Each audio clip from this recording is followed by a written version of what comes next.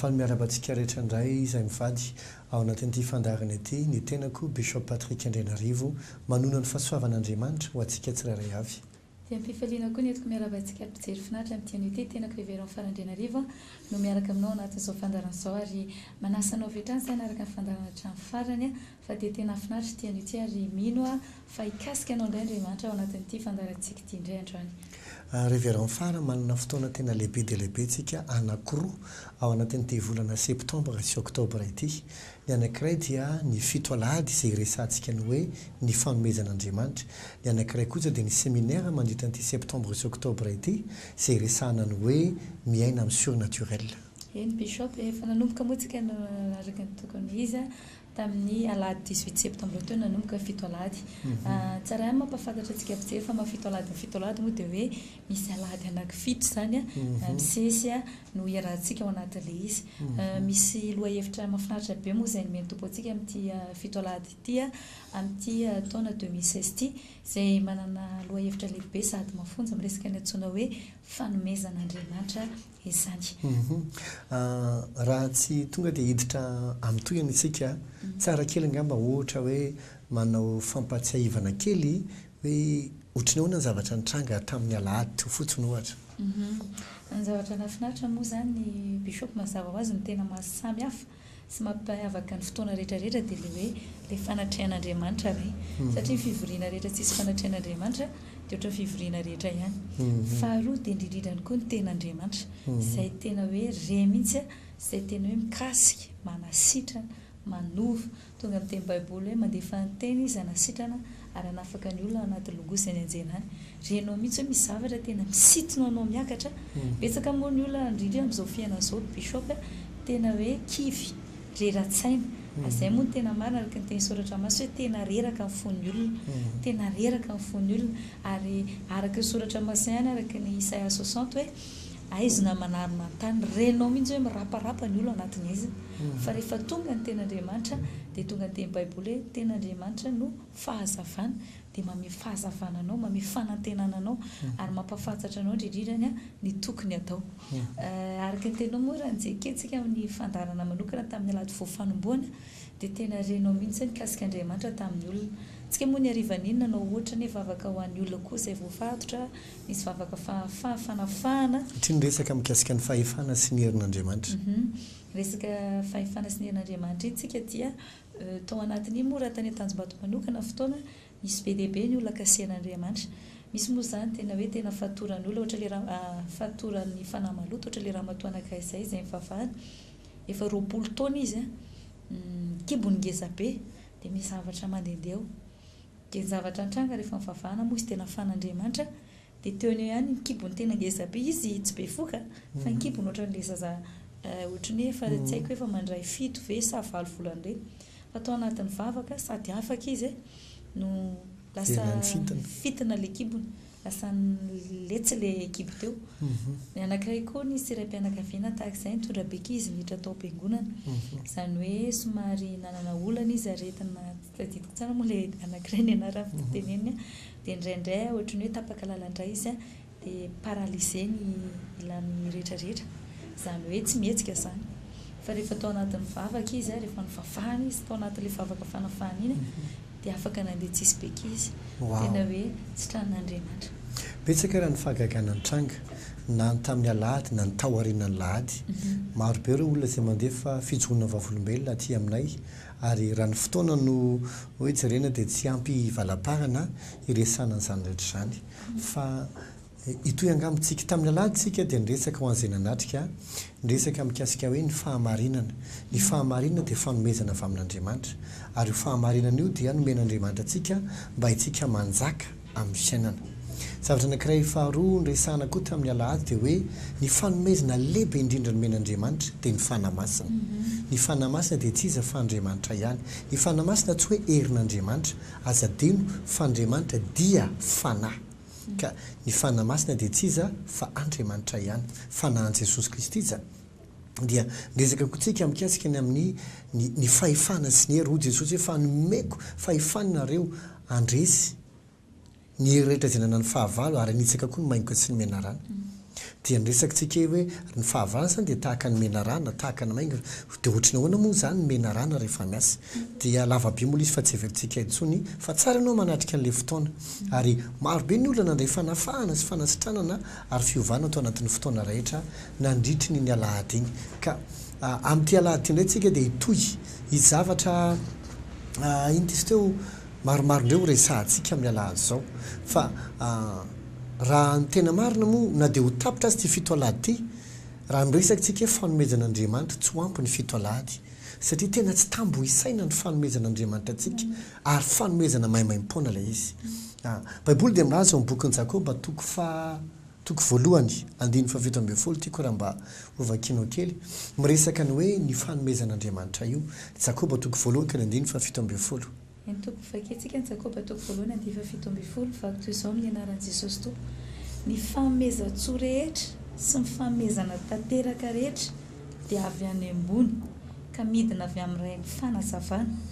izay tsy misy fiovaovana na aloka avy amin'ny fihodinana. Hoy izy hoe ny fanomezana rehetra soa good gift izy ny tena anglisy sy ny fanomezana tanteraka na hoe perfect gift zany hoe misy ny fanomezana tsara misy ny fanomezana parfait na tanteraka miresaka karazana izy zany eto rehefa zavatra tsara sy tanteraka dia avy amin'Andriamanitra midika zany fa ny fanomezan'Andriamanitra rehetra dia tsy misy ratsy fa tsara avokoa ary baiboly mihitsy milaza azy hoe sady tsara no tanteraka izy parfait sady soa no tanteraka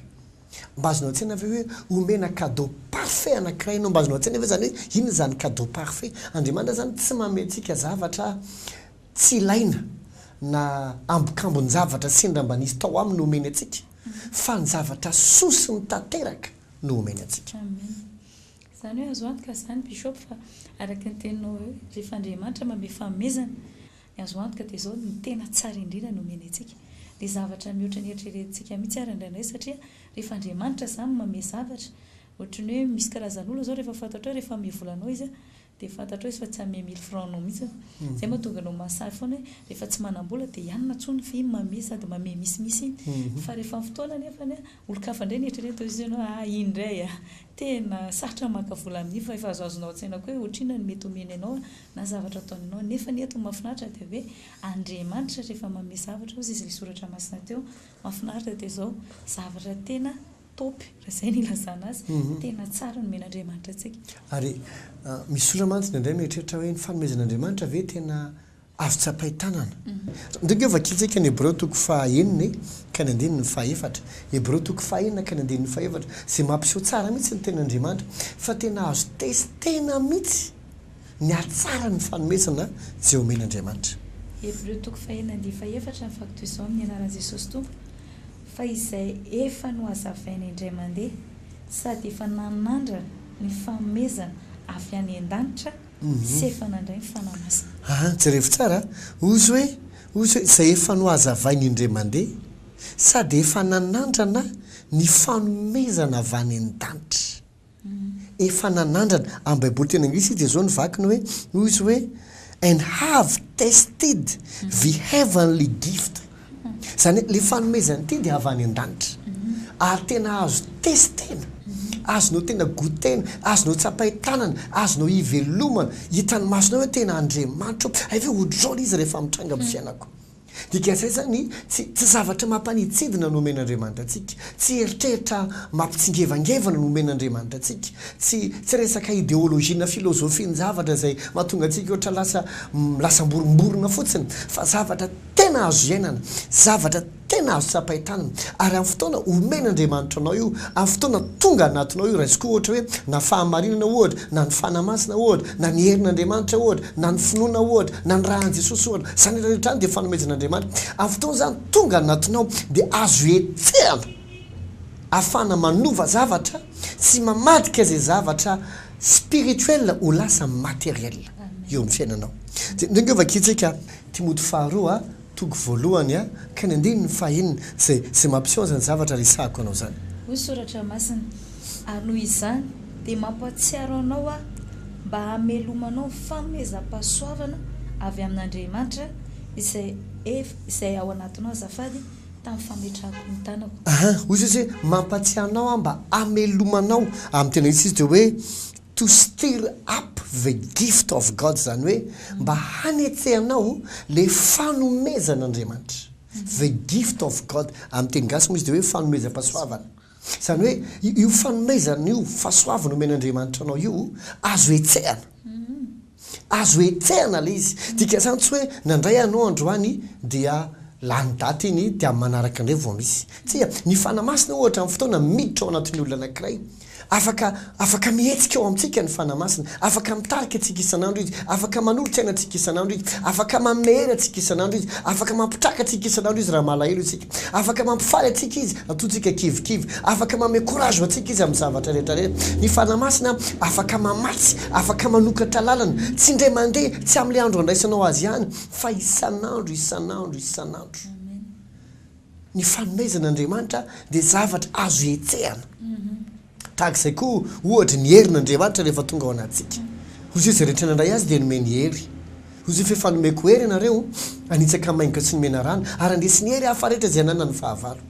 dikan'izay fanomezan'Andriamanitra ny hery ny fahefana avy amin'Andriamanitra ary tsy indray andro ianao mampiasa azy fa isan'andro le izy azonao ampiasaina